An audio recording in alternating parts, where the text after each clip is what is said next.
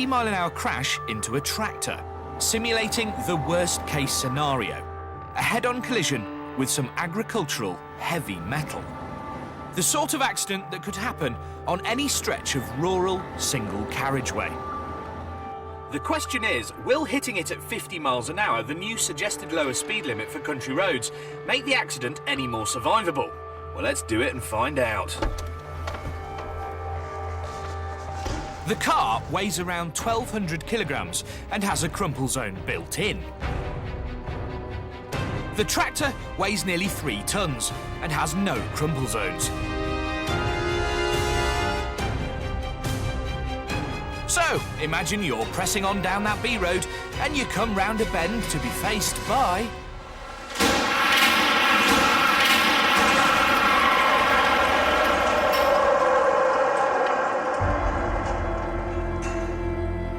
It's a shocking scene and acts as a graphic illustration of the massive forces involved, even at this proposed new speed of 50 miles an hour. A 3-ton tractor has been flicked away like a child's toy. But when the dust settled, it looked like the car's crumple zone had done its job, absorbing the crash forces and leaving the passenger compartment relatively intact. Now it's time to make sense of the carnage. James Bradford is an engineering manager for Eurorap, the international agency that advises governments on road safety issues. In our experience, this type of crash would actually result in a serious injury. And you can see from the movement in the pedals, they more than likely would have caused a broken leg.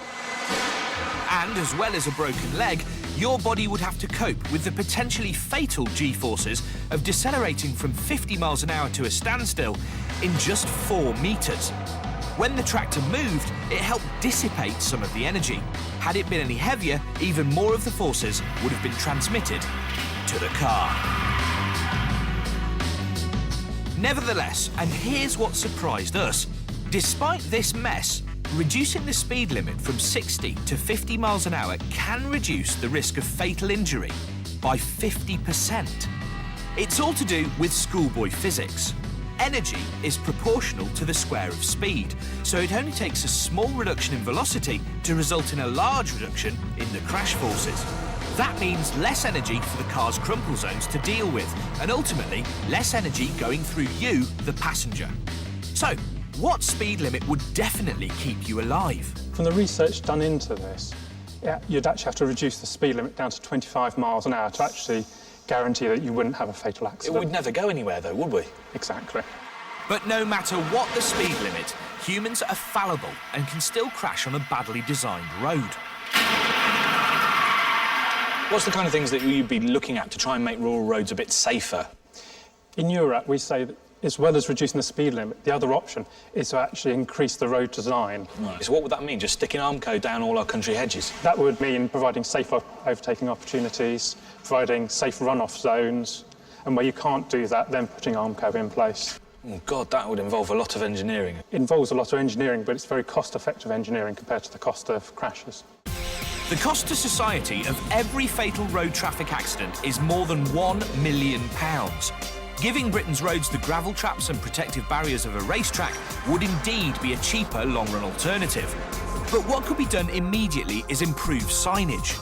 If you install a speed camera, generally, you only reduce accidents by about 10%. But if you improve road markings, such as putting a big sign up saying, "Watch out, there's a tight bend ahead," you can reduce accidents by up to 35%. Yes, a reduction to 50 miles an hour would help. But 50 still represents a significant level of risk on a badly designed road. Given that re-engineering every blind corner isn't going to happen overnight, for now there's just one piece of advice. Regardless of what the legislated speed limit is, you should drive at a speed that allows you to deal with every eventuality. You never know what's around the corner.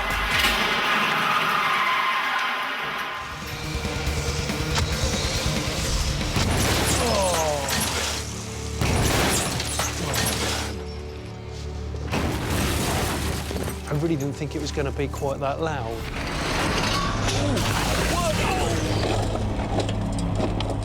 That's going to wobble your wig. It was horrifying. The rear seat passengers were thrown clear, but then crushed by the...